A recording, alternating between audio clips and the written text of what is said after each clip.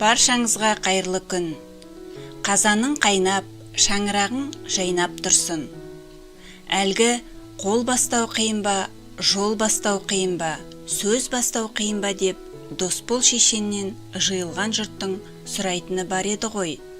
Сол секілді бір жолы бір жас қыз жеңгелерінің бірінен: «Жеңге, айтыңызшы, әйел болу қиын ба, келін болу қиын ба, әлде ана болу қиын ба? Қайсысы қиын?» деп сұраған екен.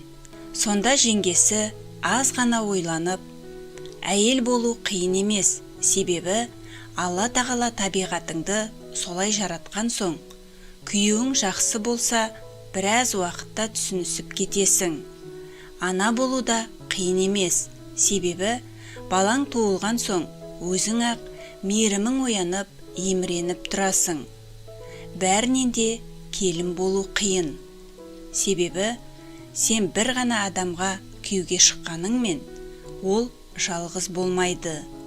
Туыстары, достары, өз ортасы, жақындары бар. Бәріне бірдей жағуың керек дейді. Иә, келін деген қыз бала үшін абыройлы атақ болғанымен, оның да өз жауапкершіліктері бар. Жүзі жылы, жұмсақ сөзді, үлкенді сыйлап, кішіге ізет көрсетіп, тірлік таңдамай жүгіріп тұратын келіндер қай жерде де қадірлі.